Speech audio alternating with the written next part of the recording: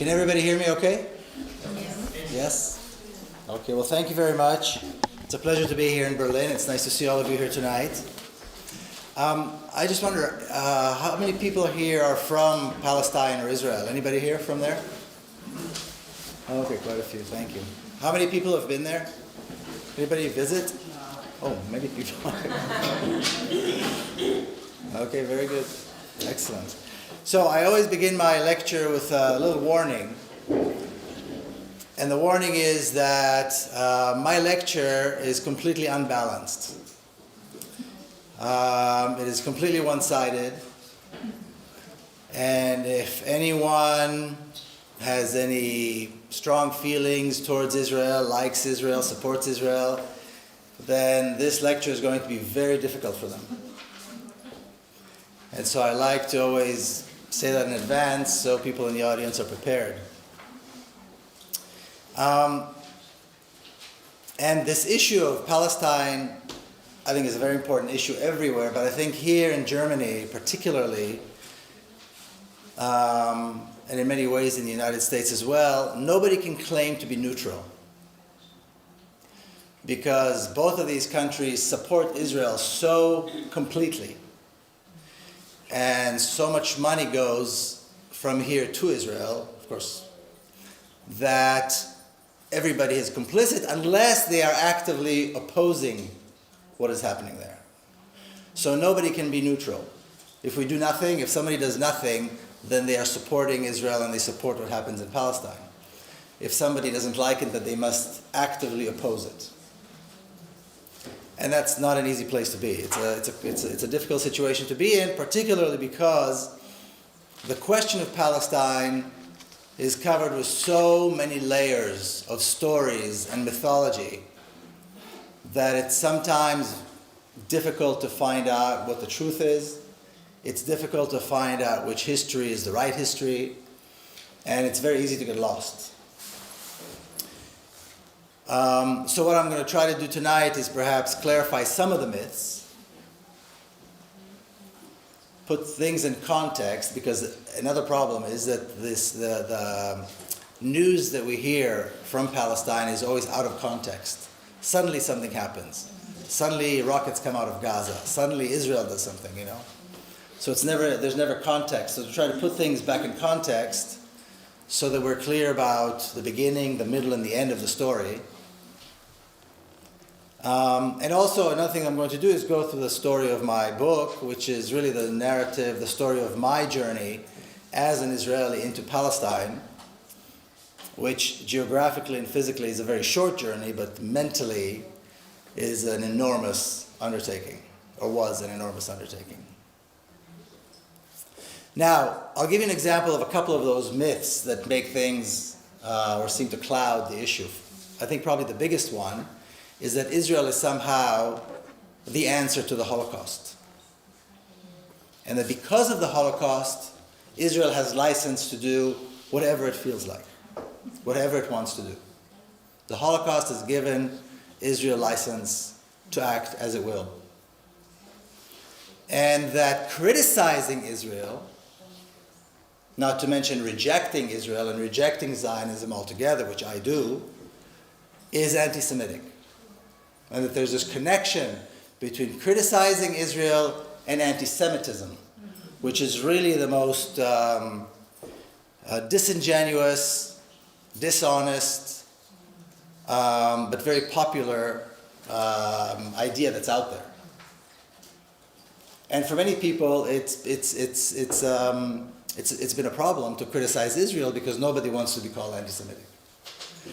And that's one of those myths, you know. Another myth is that we have a choice in terms of the solution. People talk about the one state, two state, one state, as though it's a matter of choice. All we have to do is get together and decide which one we like.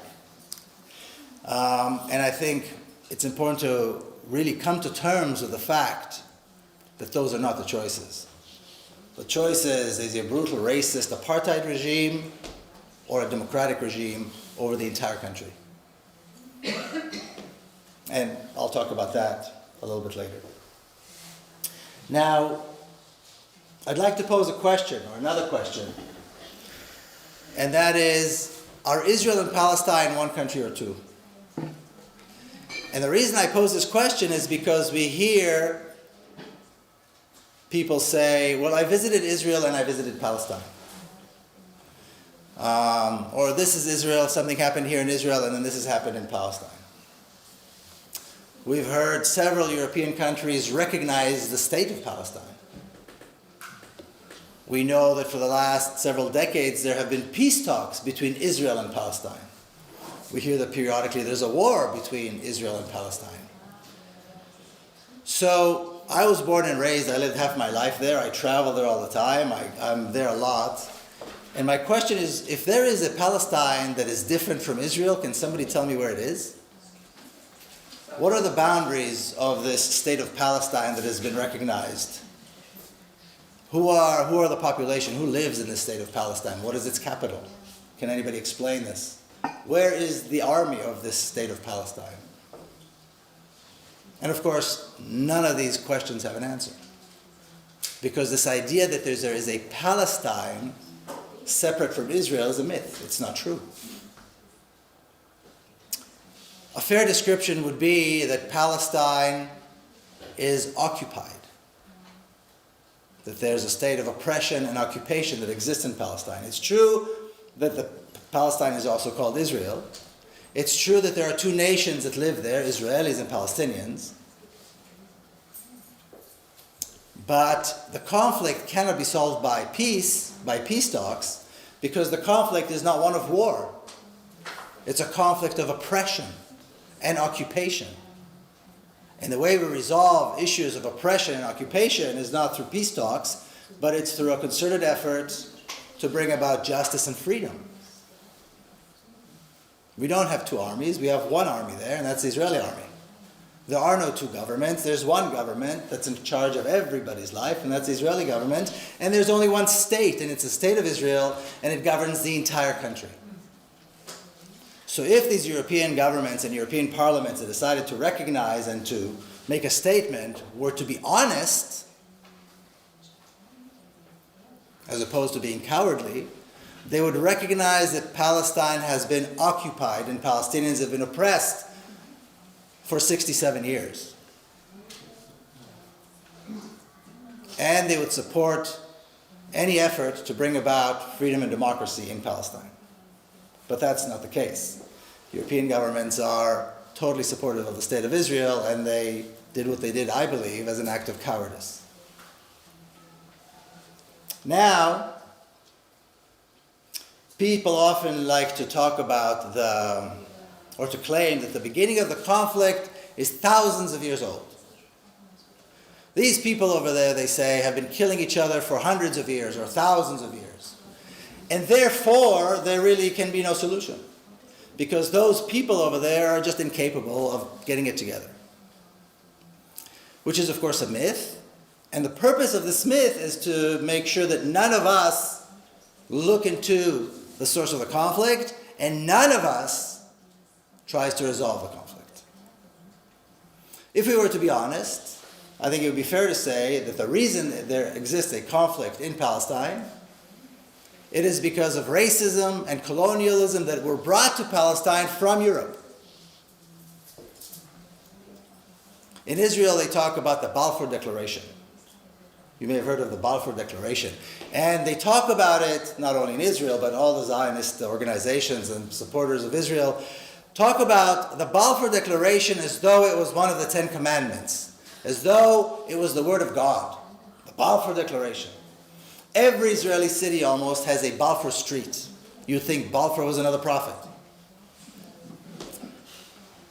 And when you look right at it, the Balfour Declaration, Lord Balfour was the Foreign Secretary of Great Britain, and he made a promise, or gave a promise, a note with a promise to a Jewish millionaire by the name of Rothschild, saying that the British government agrees to establishing a home for Jewish people in Palestine.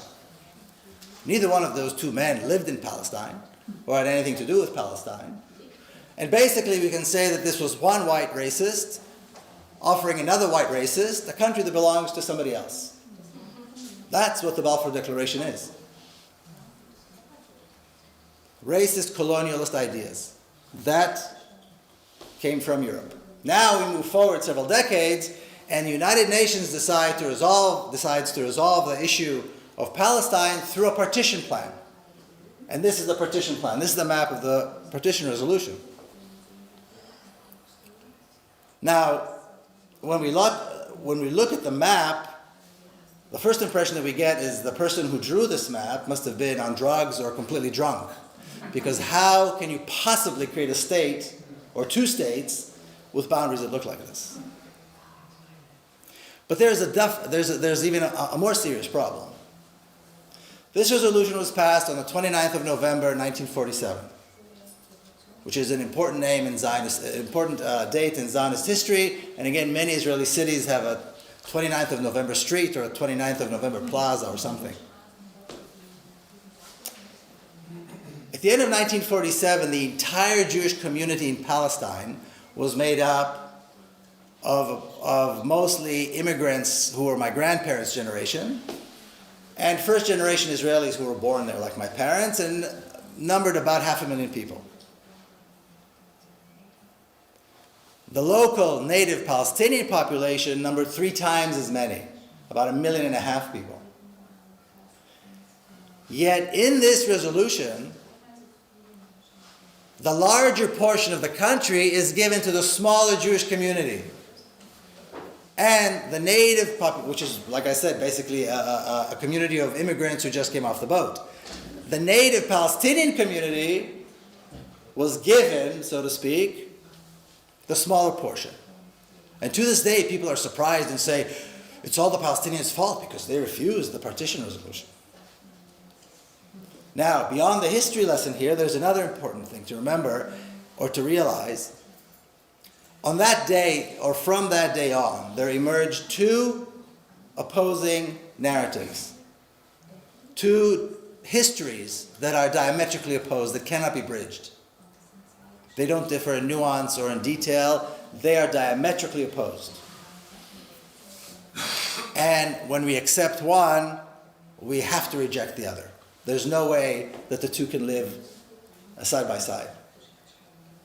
Now, the Zionist narrative, which is the narrative that I was brought up upon, and the narrative that the West has accepted,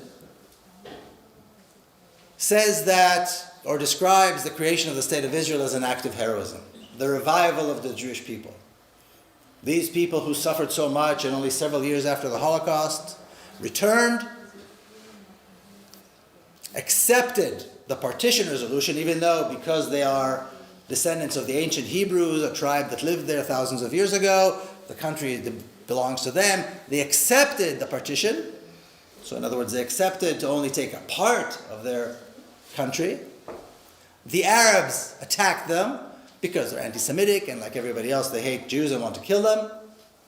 The Zionists prevailed, and by the end of 1948, the Jewish community in Palestine was able to establish a Jewish state in the land of Israel for the first time after 2,000 years, and only a few short years after the Holocaust. Can you imagine a more heroic, a more romantic story? It seems like it's a new chapter that was written for the Bible. It is so heroic and so romantic. And because it fits well with the religious sentiments and political sentiments and guilt in the West, it has been completely adopted by the West. And how can you argue with a story that is so powerful? Of course, like every story, it has its problems. And about 20 or so years ago, several Israeli historians decided they would look into these problems. Ilan Papaj was, you may have heard of him. He's really the chief historian on this issue, the main historian, the most important one. And of course, they found several things. Probably the most important, or perhaps the one that stands out the most, has to do with the fact that at this time, end of 1947, The Jewish community in Palestine had a very strong armed force, a very strong armed militia. About 40,000 men, well-trained, armed, highly motivated. My father was an officer in that militia, in this armed force. But there was no equivalent on the Palestinian side. There was no Palestinian militia, there was no Palestinian armed force. So who are these Arabs that attacked the Jews right after the partition resolution? And what did they attack them with?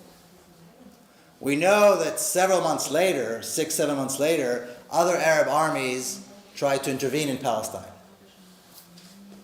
They also were defeated quite easily by the Zionist militia. But at that time, at the end of 1947, there was no Palestinian armed militia. There was no possibility for them to attack because they had nothing to attack with. And Ilan Pape and the other historians point out, it was not the Arabs who initiated the attack, but the Zionist militia. After the United Nations gave its support for the establishment of a Jewish state, or so-called Jewish state, in Palestine, they began a massive assault against the civilian population in Palestine in what today can only be called an act of terrorism and ethnic cleansing. And in a matter of 12 months,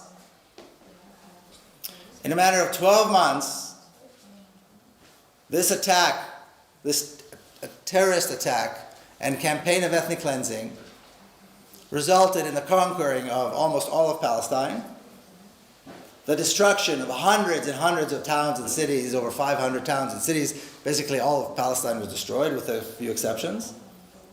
And somewhere between 800,000 and 1 million Palestinians were forced into exile. So not so much a story of heroism anymore, more a story of terrorism and horror. And what is interesting is that this is exactly what Palestinians have been saying for decades. But it took an Israeli historian to say this for people to pay attention. Because when Palestinians are saying this, and when Arabs are saying this, we can't believe them because we can't believe Arabs. They're biased, they're liars, and so on. But when an Israeli historian says this, now, especially with the German background, now we can pay attention. And that's exactly what happened.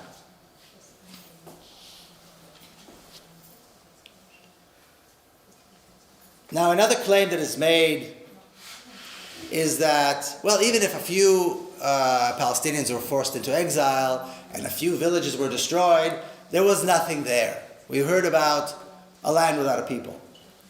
And what few people were there were a few nomads, a few poor farmers. Anything good that was brought to Palestine, any progress that was brought to Palestine was brought by the Zionists. So I'd like to show these pictures as one example of a Palestinian city before 1948. It's the city of Jaffa. The city of Jaffa was a city of about 120,000 people, with a rich business life, a rich political life, trade unions and writers' guilds. Several newspapers were printed there. Several movie theaters existed there. The famous Jamal Basha concert hall, where some of the biggest names in the Middle East would perform. Beautiful boulevards. And this bustling metropolis of 120,000 people,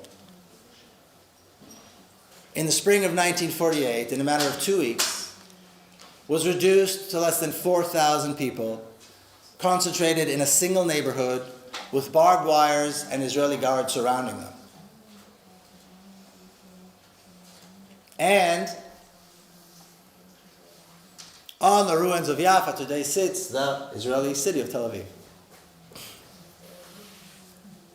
Now, Tel Aviv, by the way, calls itself Tel Aviv Yafo, as though an extension into this glorious Jewish past that used to exist there. Jewish past. And there still is a portion of Jaffa that is Palestinian. There still is a Palestinian community in Jaffa. Neglected, harassed, oppressed, subject to racist laws, and constantly harassed by the Israeli security services. And they are Israeli citizens. And beyond the history lesson here also, what's important to remember is this. It is wrong, it is impossible to reduce Palestine into the West Bank and Gaza. Because the entire country is Palestine. Palestinians live in the entire country. Palestinians suffer from the Israeli occupation, the Israeli oppression, everywhere they live. There are Palestinians in Jaffa, there are Palestinians in the Galilee, there are Palestinians in Jerusalem, in the Nakba desert, Bersab'a. All of these places we have Palestinians living. Some are Israeli citizens, some are less than citizens, some are not citizens, but they are all subject to the racism and the oppression by the State of Israel. And we cannot reduce Palestine to these two small areas of the West Bank and Gaza because the entire country is Palestine. And the life of Palestinians is just as bad regardless of where they live.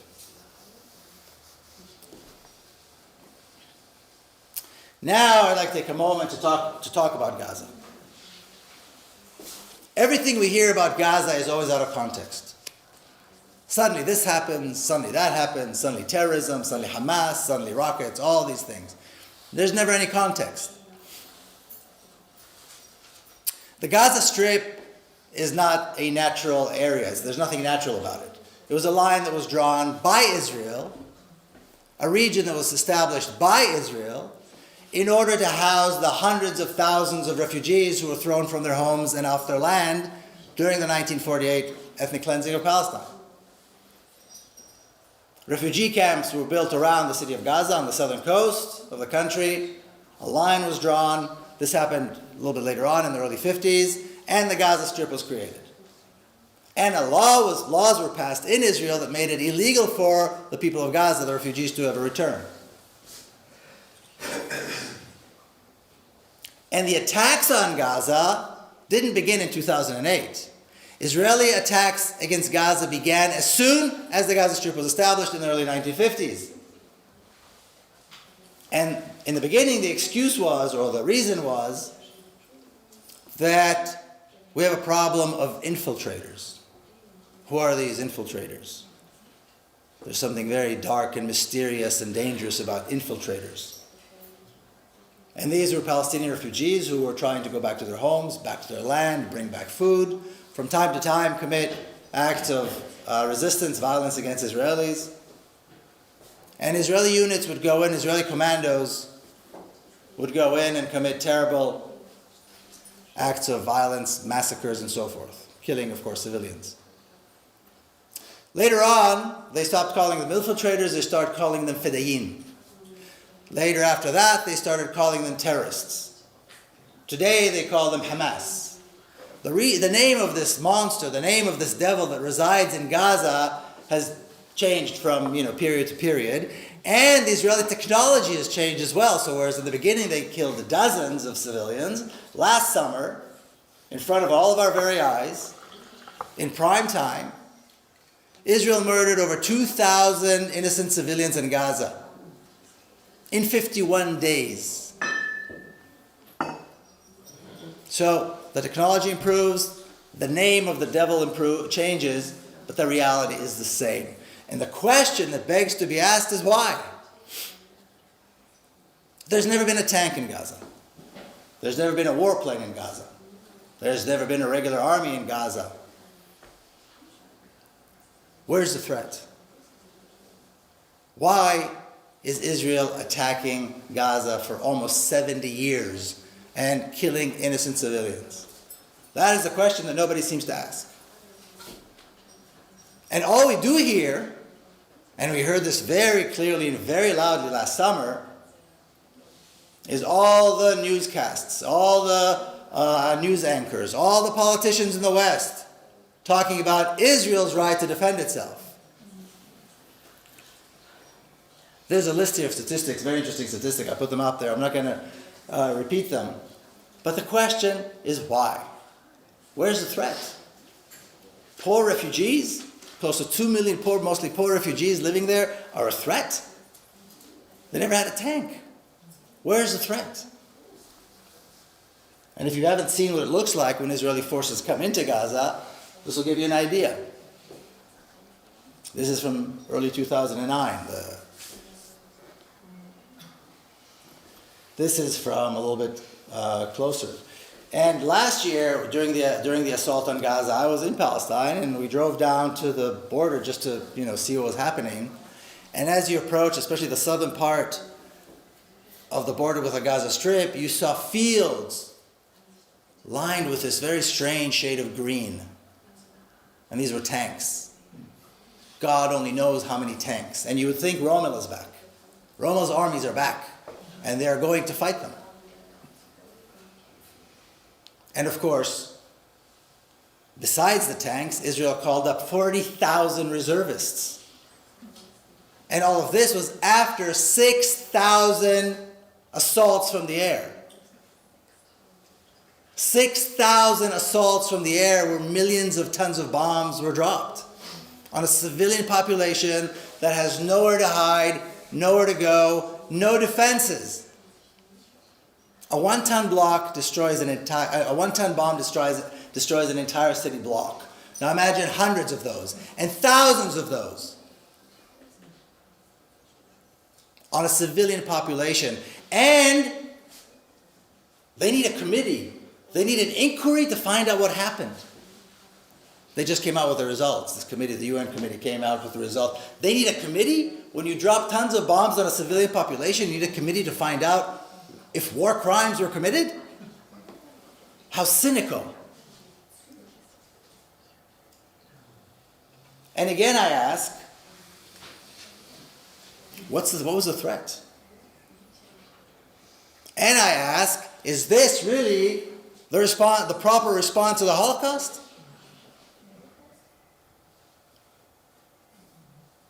Does the Holocaust justify this? And again, we must ask this question over and over again. Why? What is the threat? And the answer, I believe, is that while there is no threat to Israeli security, certainly there's no existential threat from that perspective, when we look at the Gaza Strip, when we look at the state of the refugees, it raises serious questions as to the legitimacy of the State of Israel. This is a threat to the legitimacy. It is a threat to the narrative. The Zionist narrative of 1948 is the Holy Grail. It is the identity of every Israeli, and it is the justification for the existence of the State of Israel. And of course, the proximity to the Holocaust is a big part of that. When we look at the situation in refugee camps, when we look at this catastrophe that Israel has created, there would have been no refugees, there would have been no Gaza Strip had there not been an ethnic cleansing in 1948. Unless we see the context, we can't understand what is happening, and there's no way, of course, to see a solution. These refugees would be happy to go back to their homes. They don't pose a threat. They do pose a serious question to the legitimacy of the State of Israel and the narrative. So Israel has two choices. It can leave things as they are, but then people will start asking questions. I'm sorry, three choices actually. If they leave things as they are, people are going to start asking questions. What are you going to do? Why is it that a kilometer away from Israeli cities where people live like this, Palestinian kids have to live like this? And of course, these Palestinian kids, their parents or grandparents have homes and land in Israel. That's where they were thrown out of. They'd be happy to go back. And this is not thousands of miles away. This is 2 kilometers, sometimes maybe 5 or 10 kilometers away. It's never more than a short drive. So leaving it alone is not an option. Allowing them to return as they deserve to return is not an option either, because Israel doesn't want them back. The only other option is to kill them and blame them for the violence. Attack them and blame them. Attack them and blame them. And it's been a strategy that's worked miraculously. You have to be a magician to pull this off. People watching live as Israeli military murders innocent civilians, thousands of them. And they talk about Israel's right to defend itself. Because the problem is that they dare to resist, they dare to shoot rockets from time to time. Let's see how many of us would survive in Gaza and not shoot rockets. And none of this could have been possible without German money and German weapons. Nobody can say they're neutral. Everybody's complicit unless they actively oppose this. This is the reality here. And every euro that goes to support the state of Israel goes to make things worse, because things will continue and they will get worse. The Palestinian Nakba, the catastrophe, is not something that happened in 1948. It's something that began in 1948. It continues today, and it continues with your support. With tax money, with euros that come from here. Probably more than most other countries. This is something that we have to have ingrained in us. It has to be burned into our souls, into our hearts, because we must act.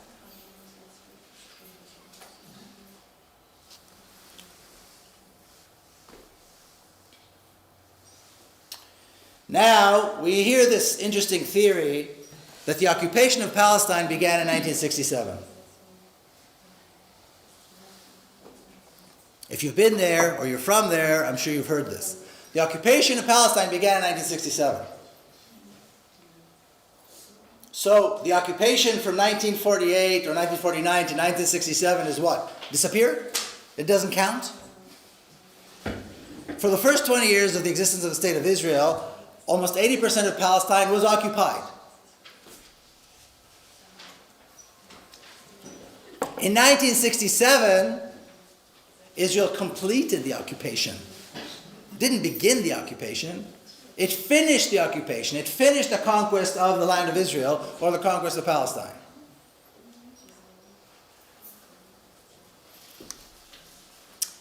And what's interesting also is that we hear that before the war of 1967, Israel was facing an existential threat. Arab armies were once again amassed around the borders in order to kill Jews and destroy the Jewish state. And Israel had no choice but to start the war. And I remember as a child, I was a child there, but I remember the fear, the adults talking. The Arabs are going to come and murder us all. They're going to come and kill us all. If they win, if they come, we're all going to be slaughtered. Which is very interesting. I like to show this picture. This is a picture of the Israeli High Command, the Israeli Military High Command. My father was an officer in 1948, like many of these gentlemen, and then remained in the military, and by the 1960s he was a general. He was a member of the Israeli High Command. He's in that picture somewhere. Now, as I was working on the book, one of the things that I was able to do was go into the Israeli Army archives to learn about his career and so forth, but I wanted particularly to see particular documents, which were the actual minutes of the meetings of these generals leading up to the war of 1967. It was a very interesting time. Now, many people have read them, many people have written about them, but I wanted to see for myself. And even though I wasn't expecting to see anything new, because so much has been written about it, I did see one thing that I had not seen written anywhere. And of course, I mentioned in the book. The Israeli generals, the member of the Israeli High Command, were saying that the Arab armies are not prepared for war. The largest army really was the Egyptian army, the only army of consequence. And they say the Egyptian army will need at least 1.5 to 2 years before they are prepared for war. Therefore, we must attack them now. And then destroy them once again. This will be the third time that Israel destroys the Egyptian army. Not only was there not an existential threat, not a threat at all, but they talk of an opportunity.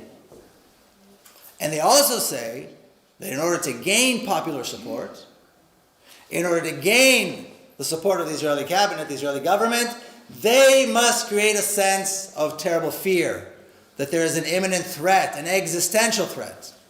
And that's exactly what they did. People thought that God knows what might happen. The Arabs are going to come and slaughter us. The generals knew very well.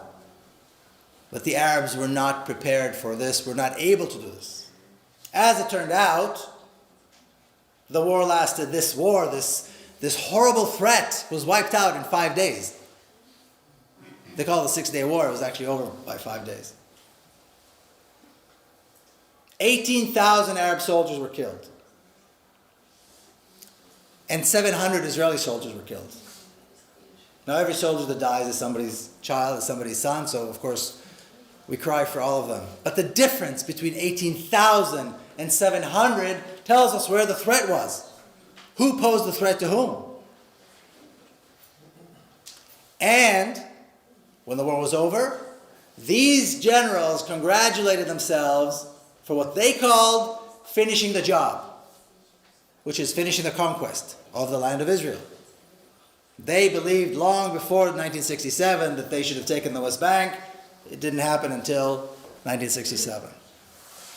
But this idea that the occupation of Palestine began in 1967, it's hard to imagine where it came from. I mean, it's not hard to imagine. We know Israel, but I mean, this notion. What happened in between 1948 and 1967? Everything was fine. There was no occupation. Palestine just disappeared.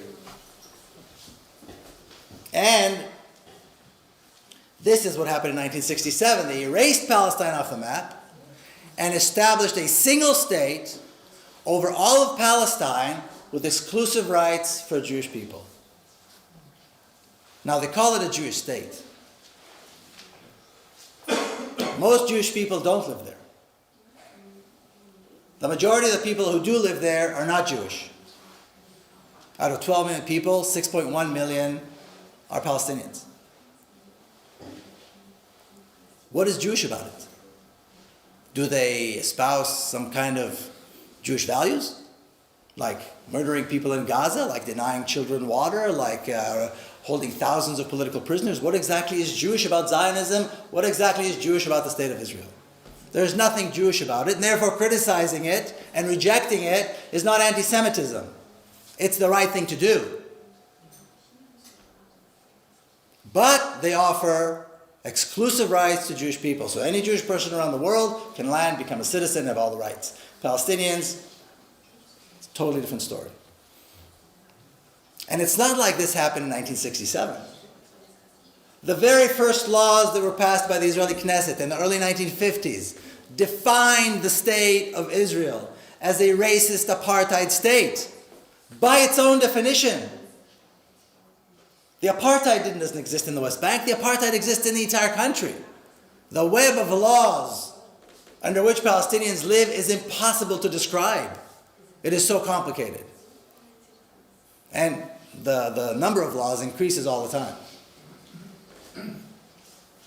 There is nothing Jewish about the State of Israel. There is nothing anti-Semitic about criticizing and rejecting it. It is the right thing to do for people of conscience. Now, I'll tell you a little bit, an interesting story about my father. This is my father in uniform. And he did something very interesting. As soon as the war was over, the 1967 war was over, the very first meeting of the Israeli Central Command, the Israeli High Command, he stood up and said, we now have an opportunity to make peace with the Palestinians, to resolve the Palestinian question. We should allow the Palestinians to establish their own independent state in the West Bank, East Jerusalem, and the Gaza Strip. If we do this, we will be able to make peace with this country, perhaps make peace with other Arab countries after that, and continue to live as a normal nation, as a normal state. As he was saying these very words, Israeli bulldozers were destroying Palestinian towns, destroying Palestinian neighborhoods, destroying Palestinian communities. Israeli military trucks were taking Palestinians across the Jordan River, forcing them to leave, hundreds of thousands of them, and massive building began for Israeli Jews only in the West Bank and East Jerusalem. Exactly what Israel did after 1948 in other parts of Palestine was repeated in the West Bank. Because it was not taken in order to one day allow the Palestinians their own state. It was taken to keep. It was taken because it's part of the land of Israel. But he believed that this was an opportunity to solve several problems, and nobody was interested. Nobody was interested. Nobody listened. He retired from the military about a year after that, and for the rest of his life he continued to pursue this idea that we could have an Israeli-Palestinian peace based on what we call today the two-state solution. Well, that's when the two-state solution was born, as we know it today. And several other Israelis, notable Israelis, joined him, and they began to talk about this. They had their own organization. They spoke about it everywhere. And eventually they were contacted by members of the PLO, the Palestine Liberation Organization. Main figures, Yasser Arafat's top people, contacted them to see if there was a way to make this work. And they began a dialogue that lasted many, many years. In the beginning, it was all very secret. In this picture, my father is with Issam Sartawi, who was the Palestinian ambassador in Paris for many, many years. He was later killed. And what was interesting about these meetings was this. On the Israeli side, these were people like my father. Really, they were renegades. They didn't represent anyone. They had no influence, no power. On the Palestinian side, these were official members of the PLO leadership. And the challenge that they faced was to try to convince Yasser Arafat and the rest of the Palestinian leadership to accept this idea, to recognize the state of Israel and change their platform from wanting all of Palestine and this idea of a single democratic state into a small Palestinian state, the two-state solution. And eventually, in 1998, as we know, Yasser Arafat accepted this, recognized the state of Israel, and this process, which they call a peace process, ensued. Now, of course, that turned out to be a catastrophe for the Palestinians. Or I should say catastrophic for the Palestinians. Now this is a picture that I like to show you. I'm sure you've all heard of the Oslo Peace Accords, and these are the main players, and this is on the way, in the White House to go and sign the Oslo Accords. And when we look at this picture, we see the Egyptian President Mubarak on one side and the Jordanian King Hussein on the other side. Two vicious dictators that nobody ever elected, that are considered friendly and liberal to the West because they're easily corruptible and basically work for Israel, or worked for Israel. On the Israel, representing Israel was Yitzhak Rabin, who was probably one of Israel's most notorious war criminals. He later on received the Nobel Peace Prize, where in fact he should have been led to The Hague for war crimes. And they're all led by the American president, and we all know that no American can become president unless they are full supporters of the state of Israel and of Zionism. Nothing good can come out of this group of people. Nothing good. Just by looking at this picture, we can already envision the catastrophe that the Palestinians are being led to. And of course we know that the Oslo Peace Accord were catastrophic for the Palestinians. And people say that Oslo Peace Accords, that the Oslo process failed. And I would argue that the Oslo process was a terrific success. It did exactly what it was set out to do. Strengthen the Israeli control of the country, the resources, and the people. Kill any chance of this two-state solution ever taking place. Destroy the life, the political existence of a Palestinian national movement, and cause as much fragmentation among Palestinians as possible. And that's exactly what they did. It was a magnificent success. That's what Oslo did.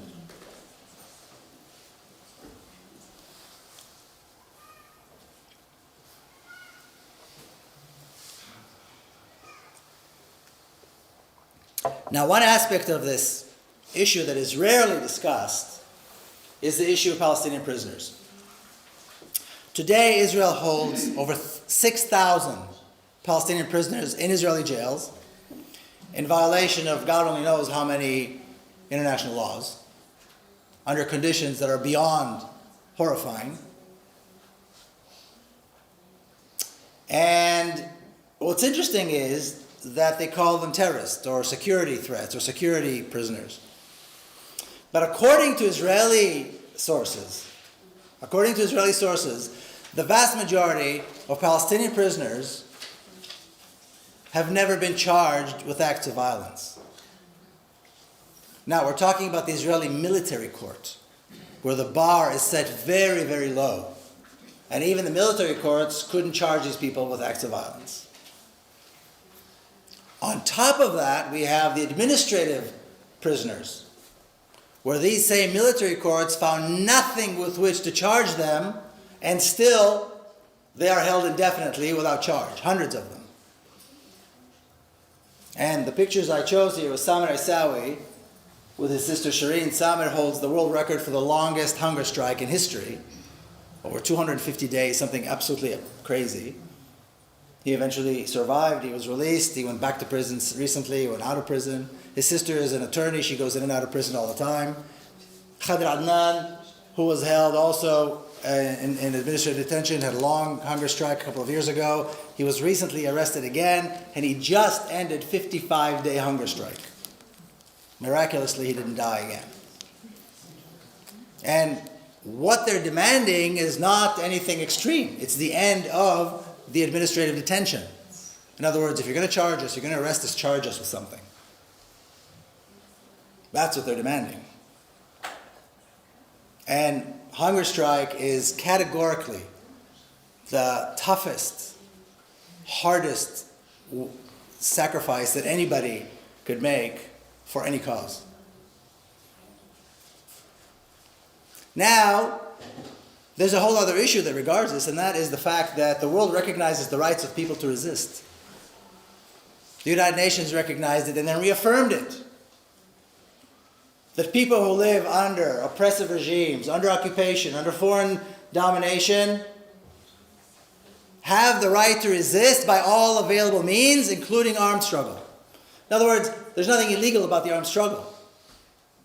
If Israel does not like rockets out of Gaza, Israel has the ability to end the oppression and end the occupation and allow the people of Gaza to live free. But we always blame the victim. Now, the world recognizes the rights of people to resist unless they're Palestinians. Then we're up in arms. Then they're terrorists. Then they're not allowed to do this. But the reality is that the Palestinian resistance, most of which has always been unarmed, is not only legal, it's justified. Both legally and morally and every other way. And it's time that we say it, and we say it clearly. And these 6,000 or more than 6,000 prisoners need to be released. Their voice needs to be heard. Now, another aspect of my own personal story, and this is really probably the thing that led me into activism and doing what I do, because people always ask me, you were raised in such a patriotic Zionist home, such a patriotic Israeli home, how is it you speak the way you do? Well, this is the story. And in September of 1997, my sister's little girl was killed in a suicide attack in Jerusalem. That's her, Smadar. It was an attack that was ordered and executed by Hamas. And several people were killed, of course. And whenever there's any kind of violence, there's any kind of, that sort of thing, then it's always big news in Israel. This was bigger news because one of the victims was the granddaughter of Matti Peled, granddaughter of a famous general, and not only a general, but a general who became known as Mr. Peace of Palestine. I was living in the US already at the time, so I took the first plane home, and when I arrived at my sister's apartment, it was packed with people who came to mourn, both Palestinians and Israelis, and members of the press, hundreds and hundreds in every language, every press agency you can imagine were there. And the questions are always the same. Who's to blame? Who's responsible? How do we punish them? And when my sister Dorit finally came out to speak to answer questions and talk to people after the funeral, she said a couple of things that were very simple, but in one way, but earth-shattering in another. The first thing she said is in regards to revenge, retaliation, and punishment. She said, no real mother would want to see this happen to any other mother. No mother would want to see this grief happen to any other mother. Don't talk to me about killing more people. Don't talk to me about killing people in response to the death of a child. What could be more repugnant than that? And in terms of who's responsible, she said, well, who is responsible for taking Palestinian land, destroying Palestinian homes, shooting Palestinian children, detaining and arresting Palestinians' mothers and fathers, denying Palestinians freedom and water and life? We, the Israelis, are responsible. We have created this reality. When you maintain a brutal oppression and occupation against another nation, this is the price that you pay. And both she and her husband said that they hold the Israeli government directly responsible for their daughter's death. So now this became even bigger news. Now, suddenly, this Israeli mother who just buried her daughter has turned the world upside down, because we know that the Arabs, the Palestinians are terrorists and the Israelis are victims. That Israel is a peace-loving nation and wants peace, and the Arabs, the Palestinians, don't want peace. Then she, all of these years, she's gone on to become very outspoken about this issue against Israeli oppression and apartheid regime and so on, as her husband and 3 other boys. In my case, I went back to the U.S., and you can't just go back and pretend like nothing happened. And I was very fortunate in that in San Diego, where I live, I found what is called a Jewish-Palestinian discussion group, a dialogue group. Now, I was born and raised in Jerusalem. I lived there half my life. The first time I met Palestinians was during these meetings in San Diego in the United States. And the chapter in the book that talks about the beginning of this journey, because that was the beginning of the journey, the first line in the chapter says, "My journey into Palestine began in San Diego. I was 39 years old." Now, if you've been to Jerusalem, you know it's supposedly a mixed city, but it's a very racist city. It's a completely segregated city. There is no sphere where Israelis and Palestinians meet. As an Israeli, you live in an entirely different sphere than Palestinians, even though geographically you're very close. So here I was, this Israeli, with this baggage, with this history, sitting among other Jews and Palestinians. And for the first time, I began hearing these stories, this other narrative, this other story that was diametrically opposed to the one I knew was true. And like I said, these are not stories you can bridge. You can accept one, you reject the other. And being an Israeli, the Zionist narrative, like I said, it's the Holy Grail. It's who we are. We protect it with everything we've got. But I'm sitting with these people, they're Palestinians, and of course after a while you get to know each other and so on, and they're telling me stories about mass expulsions, about massacres, about all kinds of horrible things that could not possibly have been true, because we don't do this. Our people don't do this. Our soldiers don't do this. It is impossible. So then I began investigating myself. Papa's books started coming out and others. I began traveling into Palestinian towns, first within what is called Israel, then within the West Bank. I described the first time I actually drove by myself to the West Bank, to the village of Berlim. It was 2005. I thought for sure that was my last day on earth. There was no way that an Israeli driving alone in the West Bank will not be killed. And this process where you allow trust to come in and it pushes out the fear began. And it's actually a very painful process, but the more you allow trust to come in, the quicker it pushes out the fear. And it was a fear that I didn't even realize I had. But that was the process. And of course, the journey continues, and the conclusions that I've reached, I'll tell you now. I think that another aspect of this conflict that is not discussed enough is hope. If you were to describe the life of a Palestinian to just somebody in the street, they wouldn't believe you. It's impossible to believe. What Israel has done to the Palestinians is beyond forgiveness, is beyond belief. It's beyond anything they could ever pay. It's not something anybody could believe. It goes worse and worse, and it goes on every single day. The most mundane parts of life are affected by this. There is no way, if Israel even wanted to, that they could possibly pay for their crimes. It is so horrifying, and nobody could believe it. But we have to find hope. We are obliged to find hope. We cannot say, well, it's hopeless. Because the results of that are even more horrifying. Now, just in my lifetime, which historically is not very long, we saw fascism fall in Europe. We saw military dictatorships fall in Latin America. We saw the Soviet Union fall, and probably the most appropriate example of all, we saw apartheid in South Africa fall. None of these things anybody thought were going to happen. In the late 80s, nobody thought apartheid was ever going to fall in South Africa. By 1994, Nelson Mandela was president of South Africa. So now when we look at Palestine, we have this, at least 50 years, probably more, of examples that we can look at.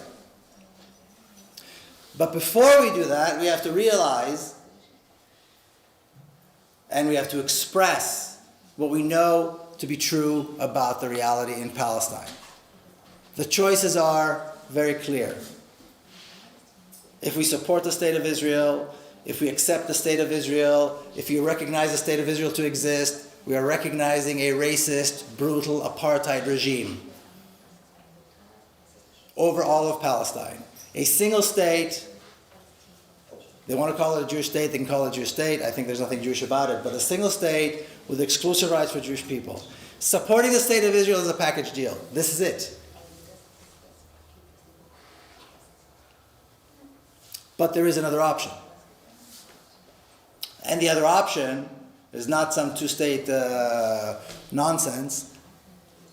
The other option is the removal of Zionist regime and the establishment of a democratic state with respect for human rights and civil rights and dignity and respect for all people in all of Palestine. These are the two options. Now, people will say, and people do say, it's impossible. Israel is too strong. America supports Israel. Germany supports Israel. There's millions of dollars. Nuclear, all the different excuses. And these are exactly the same stories, the same excuses that we've heard over and over and over again. Yet all of these cases that I mentioned all took place. And I would argue that the chances for success for a real democratic regime in Palestine, where Israelis and Palestinians can live together in peace, of course without the State of Israel, without the regime, in a democratic state, the chances are far more likely to be successful, the chances of success are much higher than any of these other examples. You have two highly educated communities, highly productive communities, two communities with respect and a tradition of democratic institutions, two religions that are very similar, two languages that are very similar. Most Israelis are actually Arabs. Most Israelis are the children and grandchildren of Jews who came from Arab countries. So if they don't speak Arabic, their grandparents spoke Arabic, maybe their parents speak Arabic. The chances for success for a peaceful coexistence between Israelis and Palestinians is very high. It cannot happen within the State of Israel because the State of Israel won't allow it. The State of Israel is a racist, brutal regime. We have to come to terms with this idea of a free Palestine. A free Palestine that will allow freedom to the people in Palestine, Israelis and Palestinians alike. And it is our duty, it is all of our duty as people of conscience to make that choice, to do everything we can so that Palestine will be free and soon. Thank you very much.